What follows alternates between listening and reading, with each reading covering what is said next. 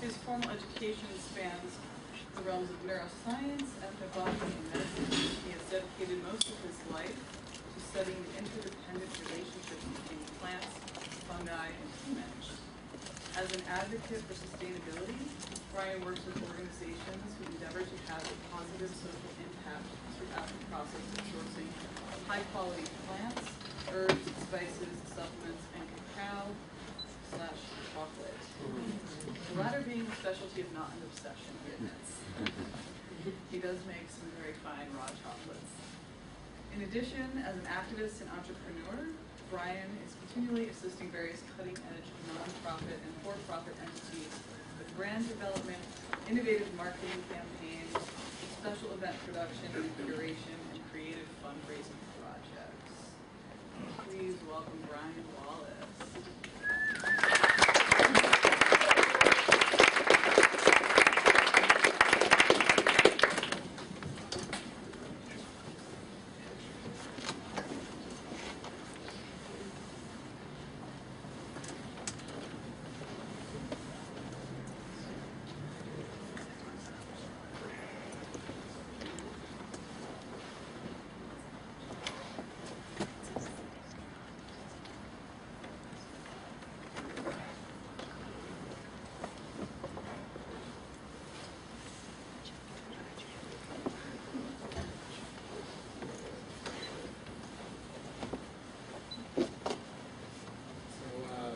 Before I get started, I want to thank Natalie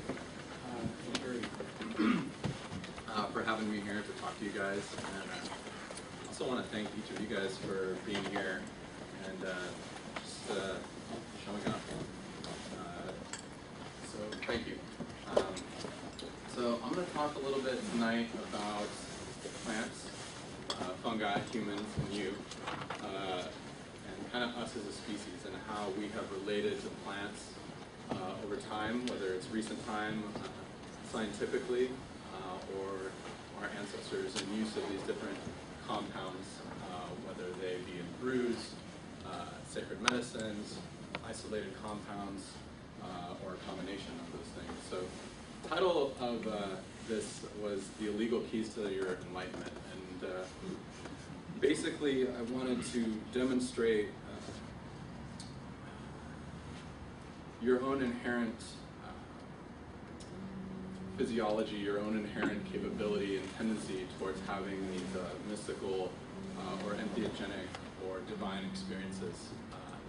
And whether or not they're mediated by plants or fungi or compounds, showing how these things are really just a reflection of your own innate capabilities and your own innate physiology.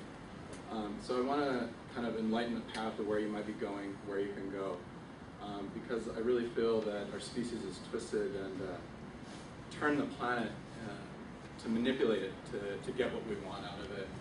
And somewhere along the way, kind of a split has happened between us and nature and these plants and fungi, which used to be, kind of a sacred relationship. And I want to kind of bring back that conversation and that tendency into your daily life. So I hope you guys walk away with a little bit of that curiosity in one way or another. So I have this quote from Albert Hofmann, who, as most of you probably know, was the first person to synthesize, to discover LSD. And the quote is, in addition to practical abuse of the knowledge of science, which led to the mechanization, industrialization, and destruction of vast areas of life, the spiritual damage of such nihilistic theories. They deprive life of its spiritual and religious basis and leave men lonely and insecure in a dead, mechanized world.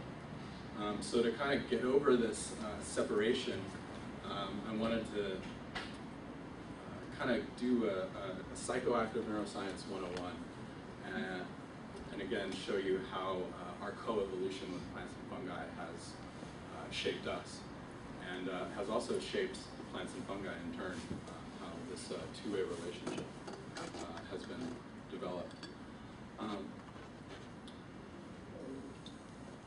Also, you have to pardon me, I had a problem with the PowerPoint, and I would have lots of lovely pictures to show you of these plants and fungi, but instead maybe you can think of them. You've probably seen a lot of them, so as we go through, maybe close your eyes and recall what some of these things have looked like.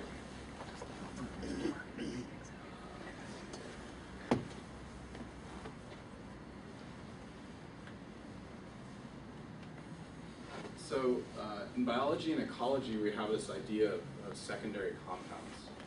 How many of you guys are familiar with this idea? Great.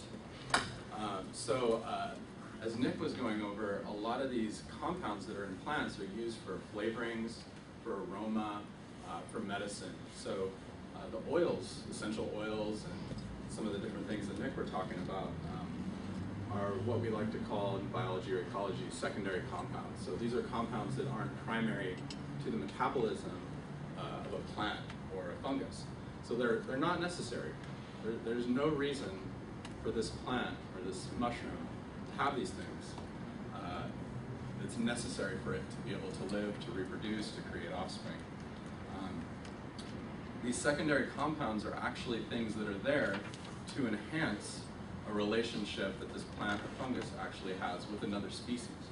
So in effect, it's almost like these compounds are there to serve as a modulator of interspecies communication to enhance a relationship or something that could benefit the plant. So a very simple example of a secondary compound is something in a plant that tastes really bad to prevent an herbivore animal from actually eating the compound. So it's not necessary for that plant to live and continue its life cycle to have that compound, but it adds some kind of benefit. And over time, the plant has evolved byproducts of its physiology to continue making these secondary compounds because there's some kind of benefit to them there. So I want to kind of go through some different physiological systems you have in your brain, some neurotransmitter systems, and talk about how the secondary compounds in these plants and fungi actually modulate your own mental, emotional well-being and also physiological well-being, and how we've come to understand this relationship better and better over time through the millennia, really, through the last several thousand years. So I guess I want to start with acetylcholine. Acetylcholine is a fantastic neurotransmitter. It modulates all kinds of things in your central nervous system, your brain, your spinal cord, and also in your body, your physiology. So it does anything to do with your autonomic nervous system, heart rate, digestion, respiration, your ability to salivate, perspire. It's also involved, strange enough, in the enhancement of sensory perception. When we wake up, our ability to sustain and focus our attention, and also our inherent ability to have REM sleep, and this modulation of the dream state, and these different brainwaves that happen when you have these dreaming or visionary states. So, how many of you are familiar with datura? Fantastic. So datura is also known as angel's trumpet, thorn apple.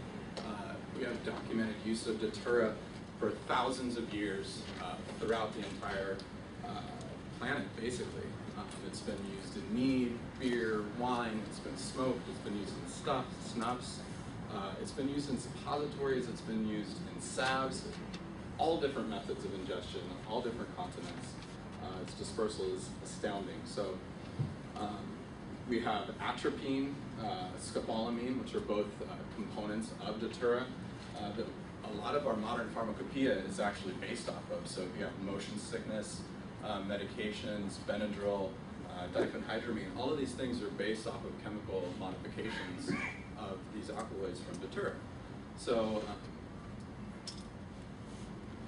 with this use of datura happening, people kind of were wondering, well, how does this work? How can we isolate these compounds, extract them, and use them for our benefit, and kind of potentiate their benefit?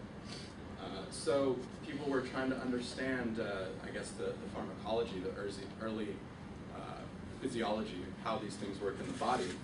And concurrently, we discovered that there were other substances that work in similar areas of the brain, and they started isolating these substances from other plants, from other fungi. So are you guys familiar with Amanita muscaria?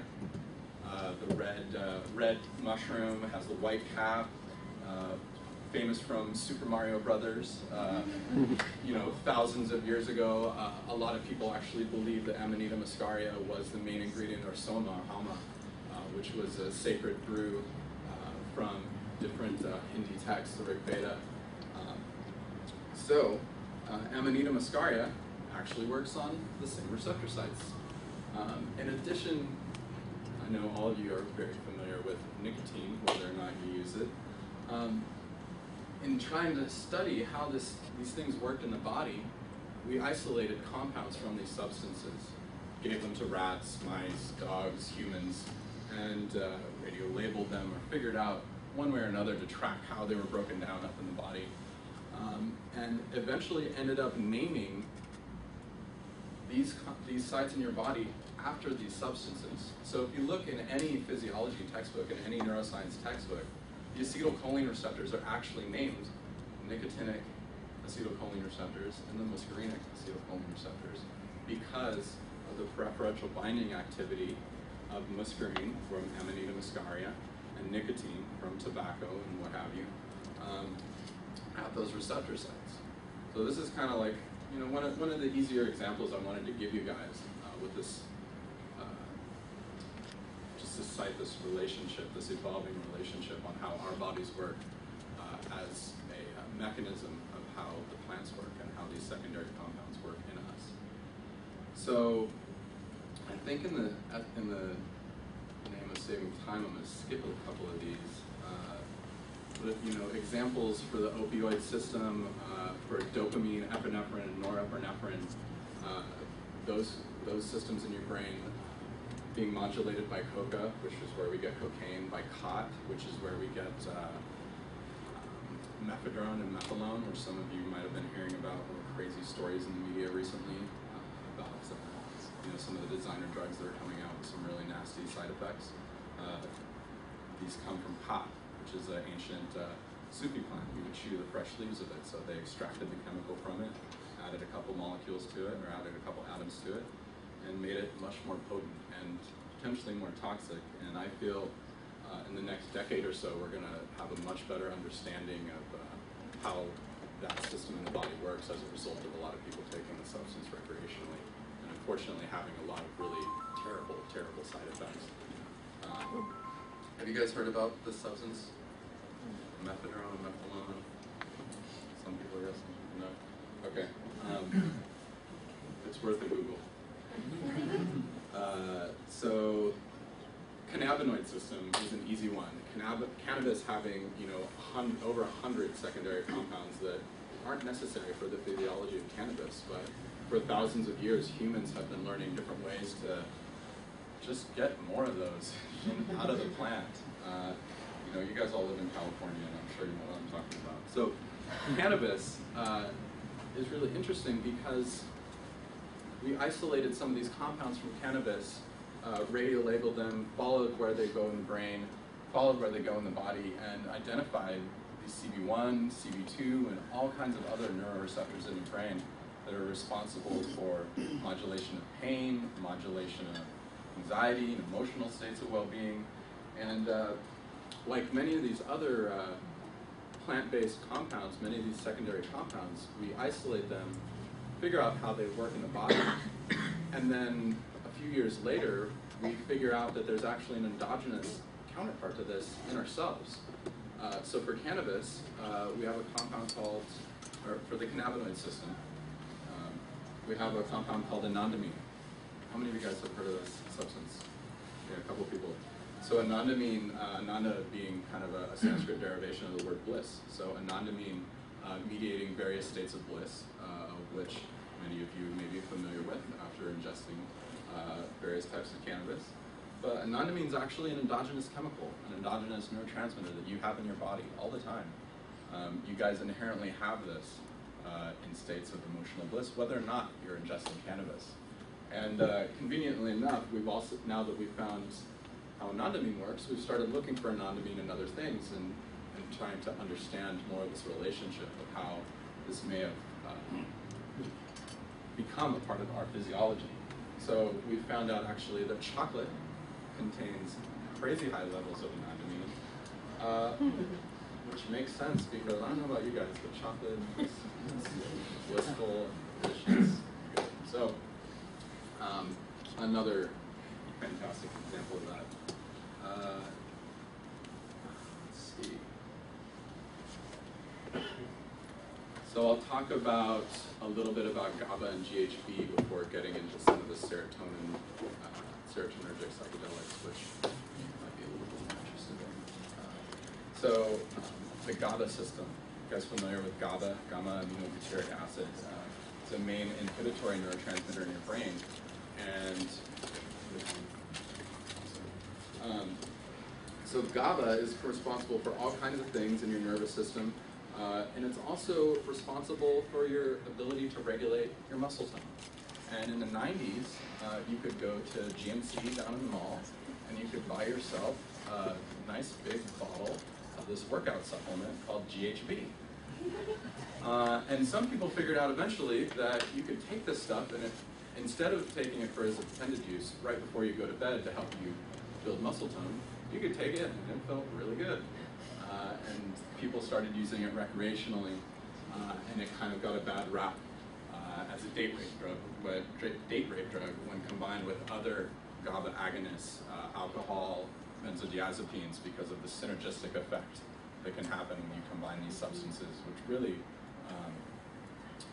basically just knocks people out. So actually, as it works out, your brain likes this stuff so much that you're actually date raping yourself every night before you go to bed. Because of how, so every night your body, to prime itself for sleep, starts producing the GABA that it has, starts changing the GABA that you have in yourself during the day into GHB, which happens concurrently with you getting drowsy, you getting ready to go to bed, and these kinds of things. So let's talk a little bit about some of the more classic psychedelics, the serotonergic psychedelics. I'm sure a lot of you guys are familiar with the serotonin system. Serotonin system being this neuroreceptor system in our body that we have that modulates kind of our well-being, our states of happiness, our states of enjoyment. It's involved with sleep, sex, satiation. When you eat food, when you eat really good, satisfying food, you have a huge dump of serotonin in your body. Are you guys familiar with the practice of supplementing with 5-HTP as well? So 5-HTP being a precursor to serotonin in your body, kind of like supplementing yourself with fuel, basically, to develop your body's stores of serotonin. So if you're taking substances that modulate them, with it maybe use them up as part of their action, that you don't get quite as depleted. So a little bit of controversy of that in science, but if it works for you, it works for you. So all kinds of things in nature, countless things in nature contain serotonin, contain 5-HTP, contain tryptophan, which is one step back behind the 5-HTP, one of your amino acids that you need in your diet. All of these things have in common with what we're talking about this evening, psychedelics. So all the tryptamine family of psychedelics have activity or agonize the serotonin system in the body, serotonin neuroreceptor system. How many of you are familiar with Rick Strassman's book, DMT, the Spirit Molecule? Awesome. So basically, Rick's theory was that DMT was produced in the pineal gland and modulates these types of transcendent metaphysical experiences, out-of-body experiences, near-death experiences, that it's in flux during childbirth, during these different kinds of things. So if you guys are more interested, I'd suggest you check out Cottonwood Research Foundation. It's Rick's new research project where they're actually trying to assay these different compounds, the precursors to them in your body, and develop a relationship or an understanding of how those work. So by taking samples of blood and testing them for the levels of each of these different things. Very interesting research. But I just wanted to, cite, you guys know psilocybin from magic mushrooms, Psilocybe cubensis, and countless of other mushrooms that are found all over the world. psilocybin, the molecule, is actually just serotonin with the hydroxy molecule put on in one position. So again, a natural, a secondary compounds. Mushrooms don't need psilocybin. There's no part of the mushroom's physiology that requires psilocybin to undergo its metabolic processes, to undergo the ability to reproduce itself and propagate itself in the natural world. So, some of you may be familiar with Terence McKenna's idea of mushrooms propagating consciousness very early on in human experience. And I'm actually going to suggest that it's not only limited to mushrooms, not only limited to psilocybin, but in fact, humans have kind of been doing this since we've been humans, and even since before we were humans. Since we've been eating plants, since we've been eating mushrooms, since we've been foraging around in the environment for our food. So, before we go too off track here.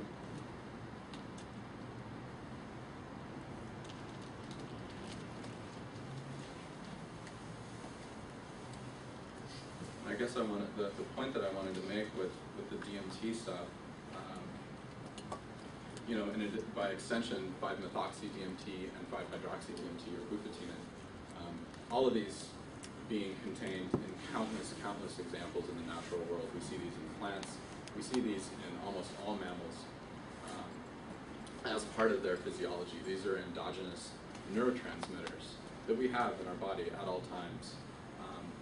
And by way of extracting these or ingesting these substances through plants or through things like toad venom from Bufo alvarez.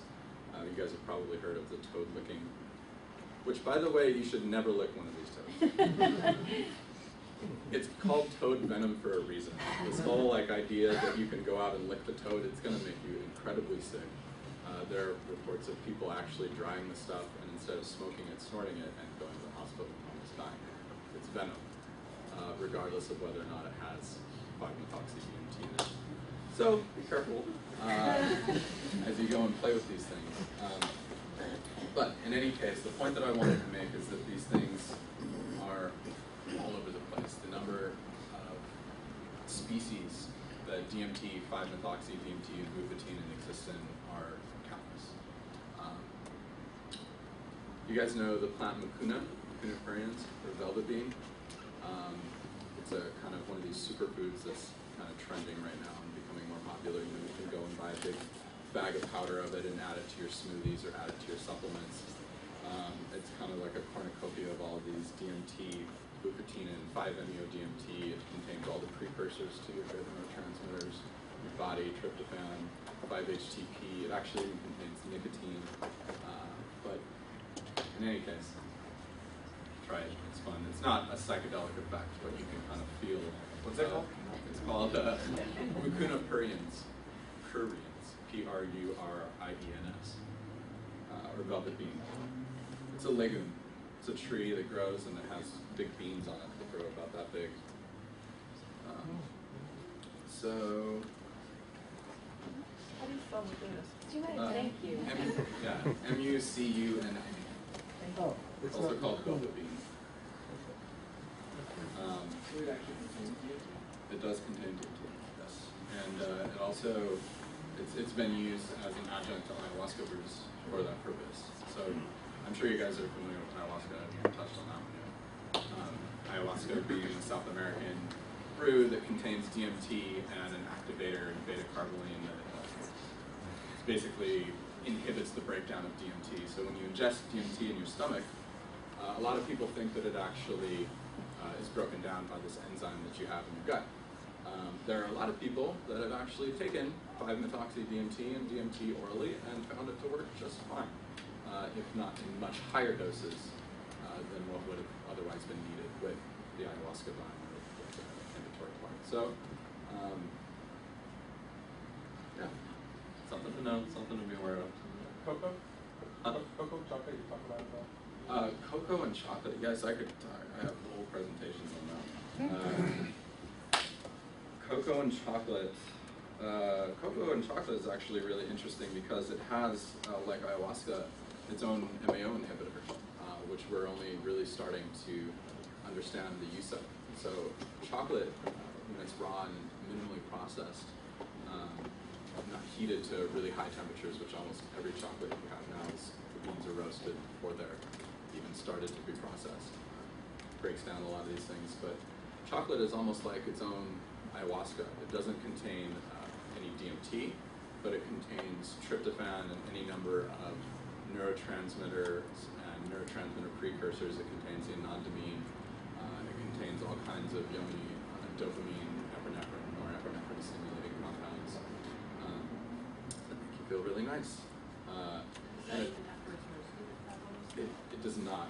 That's what I meant to say with that high heat processing. Those things can be really intensely degraded. Some of them are still present, but the quantities are decreased so much. It's really basically not there. What about it is contraindicated with ayahuasca? With chocolate? Yeah. So the chocolate also has an theobromine. It's the main active. It's going to be the main thing that you can feel when you feel chocolate. And even when it's roasted, there's still relatively high levels of theobromine. So theobromine being part of the methylxanthine group of compounds, which we have caffeine would be the most known one. But theobromine being closely related to that and having kind of a stimulant effect, and it also stimulates kind of a cardiac effect. And traditionally, by the Mayans and Aztecs, would say cocoa or chocolate has kind of a heart-centric effect, or so it would be like almost like a heart-centric stimulant. So when one takes ayahuasca, the MAO inhibitor in it actually prevents the breakdown of things like theobromine. And in effect, the contraindication comes from you potentially being able to, in a sense, overdose from the stimulant. So the stimulant your body isn't able to break it down as it would naturally. It's also so it just kinda tyramine, keeps having- Tyramine is one of the other amino acids that's more problematic in chocolate, and it's also in a lot of fermented foods. So traditional ayahuasca diets have you avoid those foods. The tyramine can cause spikes in blood pressure and cardiac problems. So is the MAOI in chocolate then just less strong than the beta carbolines you get in ayahuasca? So it doesn't have the problem like inherent in itself? Much less strong. Yeah. Chocolate, the effect that you get is much more of a synergistic effect between half a dozen to a dozen active constituents and how they all work together, rather than ayahuasca being one plant that has the inhibitor and one plant that has the tryptamine, and the two of them combining together. So, any other questions? Can you say the names again? I'm sorry. Can you say the names again of the synthetic derivatives of cod? Mephedrone is the main one, 4-methylmecaphanone. So cod being caphanone, cod the plant being spelled K-H-A-T, and then caphanone being the active chemical component of it, the main active one, which is kind of degraded as the plant gets dried. So there are even now in the U.S., so cod is actually illegal. It's a scheduled plant in the U.S. It's one that a lot of people don't know about in the psychedelic community and a lot of communities, but it's actually still used by a lot of mystical communities, Sufi communities. It's kind of like almost like you could say a sacrament. And there are people that are actually shipping over from Thailand, from Asia, from different parts of the East, fresh cod leaves, and doing them as fast as shipping as possible, because as they age or as the plant dries, that caphanone breaks down and becomes inactive. So there are all kinds of shipments of fresh cod leaves getting stopped at the border, even though they're being used for religious purposes, and it's not anywhere close to as strong of an experience as, say, like ayahuasca or traditional psychedelic or even coca or cocaine. It's much more. Yeah.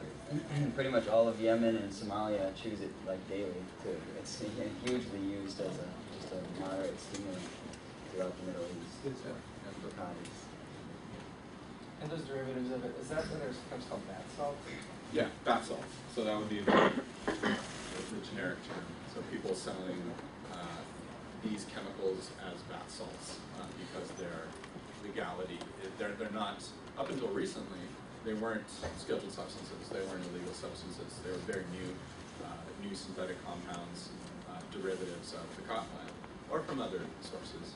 So people selling them as bath salts because the fear that they would have of getting prosecuted under the Analog Act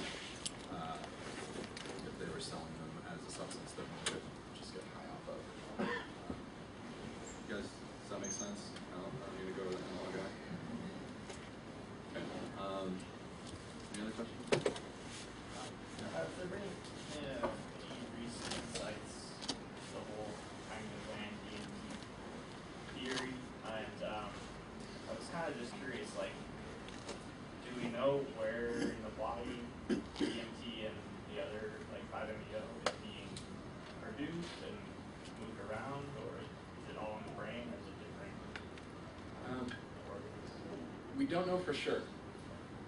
We don't know for sure, and this, I'd mentioned the Cottonwood Research Foundation. Their idea with their kind of like their flagship research that they want to do is actually develop an assay or a way to take blood from somebody either before, during, or after out-of-body experience, mystical experience, seizures, different things like this, and actually check the levels of those things in different body tissues.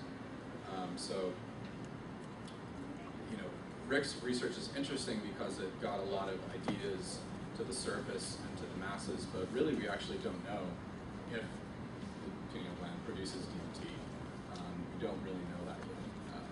I find it particularly interesting that DMT has activity at the serotonin receptor site, but that actually a lot of our serotonin receptor sites are in our body. I think something like almost 95% of our serotonin receptor sites are in our peripheral nervous system, not in the brain.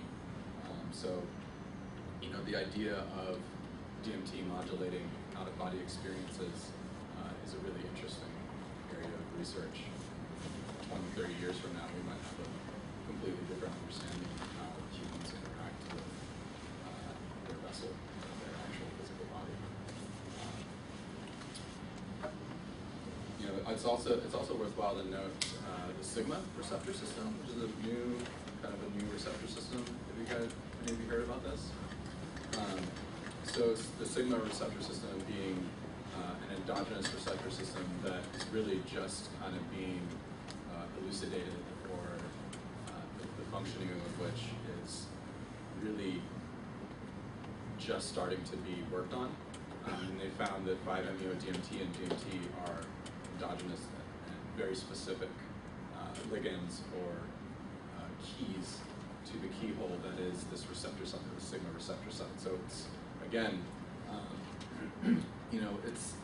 we find out these things in our environment, or we play with these things in our environment, we isolate these things in our environment from plants, fungi, and other sources, figure out how they work physiologically, and then later on actually find a part of ourselves that already had this happening, that we were pre-wired to do. So that we were pre-wired to have these experiences, whether or not these plant or fungal modulators ever get involved in the equation. So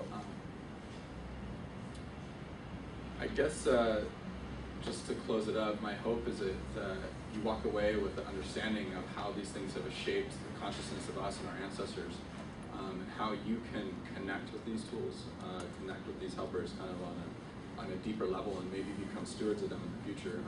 We really have no idea what plants might be growing in our backyard that we might have considered as a weed, but really are the key to curing cancer, curing depression, or any kind of ailment or disease or symptom that people may be suffering from.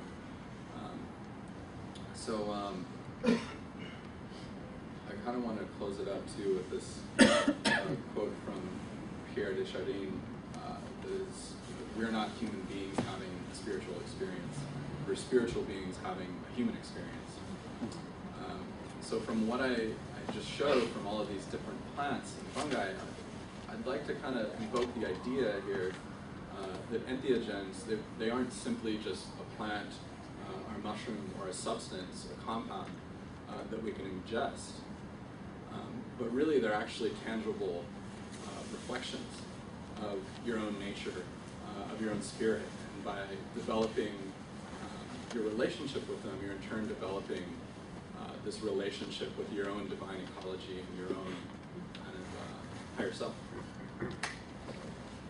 Thank you.